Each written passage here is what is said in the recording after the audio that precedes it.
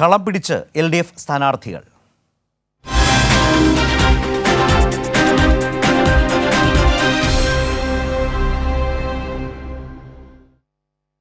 ലോക്സഭാ തെരഞ്ഞെടുപ്പിൽ LDF 20 സീറ്റും നേടുമെന്ന് AK ബാലൻ.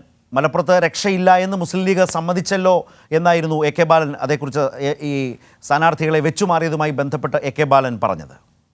20 സീറ്റും പിടിക്കും, 20 സീറ്റും പിടിക്കും, അക്കാര്യത്തിൽ യാതൊരു സംശയവും വേണ്ട.